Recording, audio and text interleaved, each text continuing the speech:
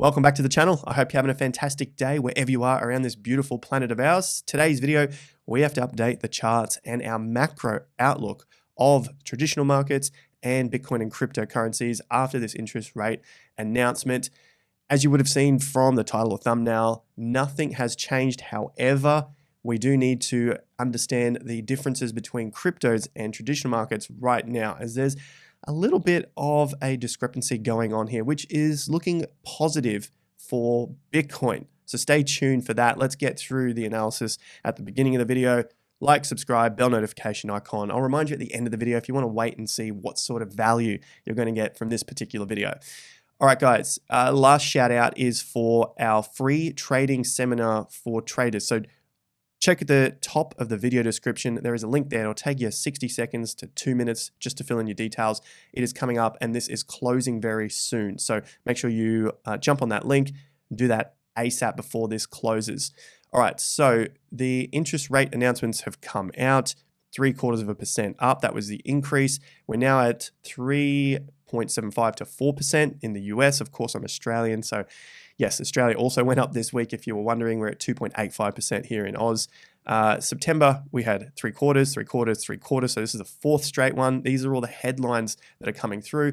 And the other headline is 6 straight increases now from the Fed. It's basically going from around 0.25% up to 4% quite quickly this year. So this is freaking people out. And of course, the markets have been reacting.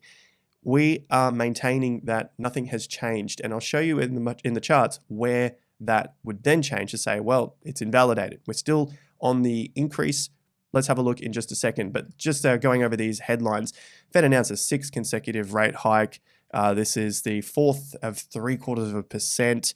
Inflation's still at 40-year highs. We're in a voting year, so this is all having an effect on what's going on over there in the US. And you can see I'm sort of just playing it off because the charts are really going to tell us what we need to know, not the news after the news has been announced. This is the crazy thing. I was watching this morning on my Instagram, my YouTube feed, and there are so many people going live for an hour, hour and a half, broadcasting what Jerome Powell's saying. I mean, all you need to know is what the headline was after the fact, unless you are a short-term day trader trying to trade the volatility on a minute chart or a 5-minute chart. Otherwise, maybe it's just for a bit of entertainment with your favorite YouTuber out there. Unfortunately, it was 4 a.m. for me. I'm not going to wake up to watch some old politician talk about an interest rate. It is completely unimportant for your own investing. Obviously, that's my view, and it does trigger a lot of people, and they tend to turn off from that point. However, we've seen this over the course of years and years and years. If you've been in the market, it doesn't really matter what happens on the day-to-day, what happens on the macro. So let's now go through the charts after some technical issues and a wardrobe change. S&P 500 is down 2.5%. Keep that number in mind for when we get to cryptocurrencies, all right? So what we're seeing is a rejection from the weekly 50% level right here. This is from the August top to the October low. So it's to be expected that we are going to find some resistance at a key resistance level, that being a 50% level, again, 50% level. And look at that. We've got a little double, call it a triple top coming in at 3,900 points. So 2.5% down. What are we seeing on the macro? Let's flip it over to the weekly now. Weekly, first higher swing bottom. This is how a first higher swing bottom can form and should form. The problem that we see is if the market drops underneath these levels of 3,500, which is so far the cycle low for the S&P 500. Is that going to happen? Obviously, no one knows. But what we want to see first up is how the market responds to 3,600 points and 3,700 points. So basically that gap right there that I've circled, that's going to be our key level for the S&P for us to see whether we get that higher low form and then break back to the upside. So far for the S&P, nothing has changed. We got the rejection at the point that it was expected. It's a 50% level. That's what happens. We expect support and resistance at 50%, just like we saw in October on a key macro 50% level. Should this break down, just looking to the downside again, these macro levels are 3,200 points. That's this key level right here.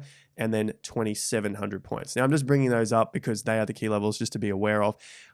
There's no sign of that happening just yet. Let's see how this responds first to 3,700. Basically, we don't want to get too far ahead of ourselves and worry about these targets when there's no sign just yet. So the micro stuff for me is what the Fed says, the interest rates. I know people basically see that as a macro side of things, but overall, we've seen a market pump up for a year and a half on money printing, and now we're seeing a market pull back. This is just what happens on short-term timeframes, but this time it's happening on a bigger term timeframe. That's just a natural market cycle, and especially when it comes and holds up on key support levels like potentially 32, but what we've seen so far at 35, it's a natural ebb and flow, absolutely natural ebb and flow. So micro is looking all right, macro still looking good. Watch for 36 to 3,700 to see if we get the market holding up and then push higher. That's going to be our key early indicator that we are pushing towards that bear market downtrend and still on course for a potential overbalance in price and time, which is a macro bull indicator on the S&P. And of course, that starts to flow over into other markets, like some of the risk on stuff like crypto, but possibly not so much for the NASDAQ. And so what we've talked about here is for the NASDAQ, just maintaining that this is far, far weaker than other markets, obviously the S&P and other sectors like that, right? So the tech sector is weaker here in the US, tech stocks. So just because some things are down 80, 90%, like in the case of many stocks that we see, or many tech stocks that we see in the US, doesn't mean that they're going to be fantastic buys leading into the second half of the real estate cycle, okay? So we did see a rejection of the major 50%, 11,800. That has been a key level that we've talked about for quite some time. Next resistance, natural to see that. So NASDAQ needs to hold that 10,400. Otherwise, it risks dropping back towards the levels of the peak before the pandemic, which is at 9,700, and then 8,900, which is a major 50% level. So NASDAQ still on course, weaker than the S&P. And for me, it doesn't mean that it's an area that I want to get into just yet. I would be much happier with the S&P and so far for Bitcoin, which we'll get to in just a sec. So just a quick reminder, 2.5% down today when we get to Bitcoin. First, we need to get over to the US dollar because it is broken above the key level that I was talking about, around 112. And what we were saying is if it holds above 112 and continues to consolidate above 112, which is basically this area right here, that is going to be strength to the US dollar, and we could potentially see it breaking those weekly swing tops again.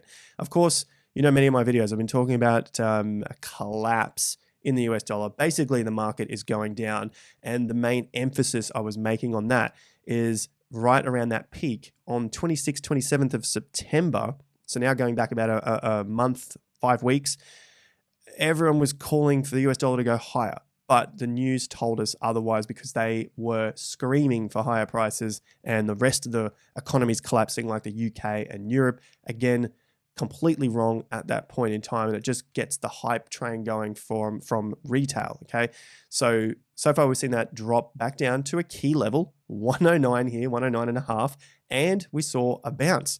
Surprise, surprise. 50% levels, if you're not using them, find a way to use them. They are absolutely incredible in the markets. And so guess where we're at? Well, we're at another short-term 50% around 112. So if the US dollar can hold here, then maybe we test some higher prices. I've maintained around that 115. Maybe it goes to the next macro 50% level up here at around 118, which is the overall 50% level for the entire US market structure here. But I think overall, over the coming months and potentially years, this is a topping pattern. Whether the top is 114.8 or the top's at 120, I'm calling this a topping pattern over the next several months to years. I know people think that I'm saying that is the top. Maybe it is. Overall, for the macro, it looks like we're potentially forming or getting into a topping pattern. And that can take some time. I'll maintain that to just hit that point home that there are key resistance levels above us now. So like we said, micro, it's getting into this stage of 112. And how is that affecting our beloved Bitcoin?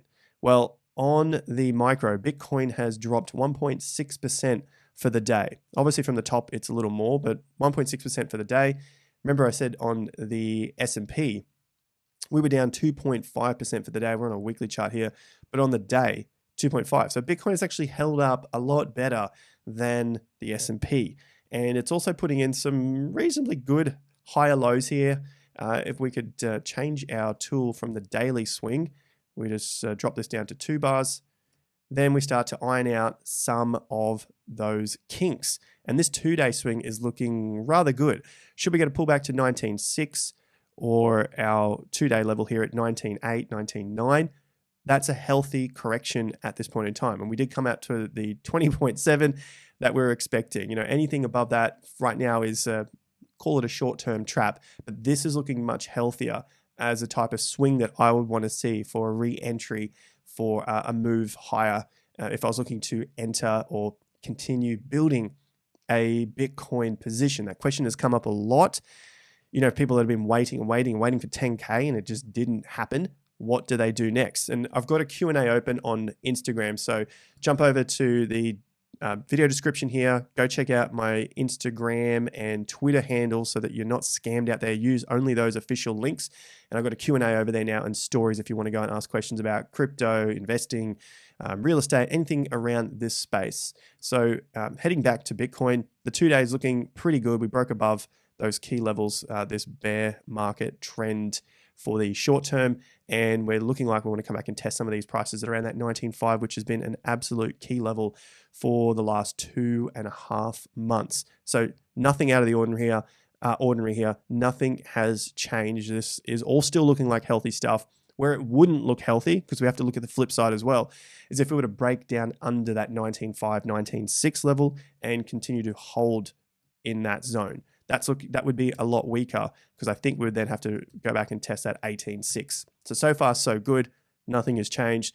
An announcement of a 0.75% rate rise, and all we see is 1.6% drop on BTC, which should be a lot higher risk than the stock market. I mean, come on, what are you expecting from the market at this point? To the macro. Weeklies are still up, weekly swing tops are up, weekly swing bottoms are up. It is a much tighter range than what we've seen in the past, but remember what type of market we're in at the moment, potentially an accumulation market. I mean, look, I'll throw in one little opinion here. I would love to see, and I'm not saying this is going to happen, but I would love to see the market test some higher prices here, not break through the 25, and then come back and scare the living crap out of the market and just dump and clear out the stops underneath 17 and 18. I'm sure many of you guys would also love to see that, but you'd really have to take that opportunity if it came and grab it with everything you got, and then hopefully that market would then bounce back above the 18K on the close. That would be the strongest type of low that I would want to see over this quarter, maybe quarter one of 2023. Okay, so a little bit of a move up, a failure, and then it just holds out, quickly tests the low, and then gets back above. That would be really, really nice to clear out these stops. That would get all the bears on board. They'd be waiting for their 11 and 10K Bitcoin, probably 6K at that stage. It wouldn't come. They'd all be screwed. Then everyone starts scrambling back in to buy, and then hopefully off to the races. So just my little thought there. That's ideally what I want to see. I obviously don't control these markets, but if that was to happen, we would then see a little bit of a failure at around 24 or 25 and come back and test those prices. Okay, so for the macro, things are still up. Nothing has changed here. The thing that we're noticing with Bitcoin and cryptos is they have not dropped as much as the S&P has. Remember that 2.5%? Let's go over to total cryptocurrency market cap now. And for the daily, total cryptos have dropped 1.6%, similar to Bitcoin. So this is the chart without Bitcoin and without Ethereum. And we're only seeing a 1.6% decline overall. This is still looking like a healthy move up and a solid correction so far, coming back to test that 370 billion. Remember, 400 billion is our next key level, and then above that would be the August swing top, which is the monthly swing top, so the macro swing top at around 450. So keep those alerts on your charts at just over 400 billion for the altcoins, and then just over 450, call it around 460 billion. And that would then also get us through the bear market downtrend for the altcoins. October low, just as a reminder here on the macro, I think that may have been a significant low for many strong altcoins, not all of the altcoins. And no, I still don't think a DCA option is fantastic unless you have identified a strong altcoin. So let me break down what I've said there. I've got two things there, the DCA stuff and the strong stuff, right? So the downside here is that price is around 350 billion, right? The lowest point was 320 billion. Taking out the stable coins of this chart would mean that we'd be at a price of around 200 billion. And that is at the top of the range that I had here on the chart for quite some time. That would give us an 82% drop from the all-time highs for altcoins. Of course, you'd have to take out that 150 billion as well. So give or take a little bit there, right? So this could be that low for altcoins. Remember, no BTC, no ETH, no stablecoins. And we could start to see a base form here for strong altcoins. Now, there are several key factors here, and I'm going to do a video on it on the channel this week or early next week. So make sure you subscribe, bell notification icon, alerts on, like all that stuff. That's your reminder at the end here. And to identify the strong versus the weak, one of those key signals is going to be, are we forming higher lows? Very, very simple stuff that anyone can use. June low, October low. You're going to see some cryptos which are doing that and some which are not. Example, old stuff from the cycle of 2017, they might not be. ADA in particular is forming lower lows. As crazy it is, that's what it's doing. Solana, as a quick look here, I see it on the chart, it is getting so close to that low, but it's just not having that drive through. So you really want to see that bounce up relatively soon. Stuff that is making those higher lows is something like Matic. So you can see that. Look at the June and then look at the September and October lows. That is a higher low, very, very clear higher low. Doesn't mean it can't come back down, but you definitely want to see the market forming those high lows and starting to put in some sort of strength. Doesn't mean it's over yet. I'll talk about the confirmed signals in that video where I can go into more detail about what it takes to get into that next higher zone. So far, altcoins, just wanted to make that mention there because there is still a lot of talk about DCAing into stuff. There's going to be some strong stuff. There's going to be a lot of shit weak stuff. And as a trader and investor, your goal is to not get screwed buying lemons in the bear market and then hoping for the best. There are ways to find stronger stuff. That's what I'll talk about in the next video. As for today, nothing has really changed in the markets after this 0.75% rate rise. Bitcoin looking good. Some altcoins, of course, looking good. I hope you guys found some value. Like, subscribe, check out the links in the top of the video description and the videos that are popping up here on the side now. So go and do this if you want to join us for our free trading seminar. 2 seconds, 2 minutes to fill out that Google form and then go and check out these videos right here. Thanks once again, guys. Have a fantastic day. Until then, peace out.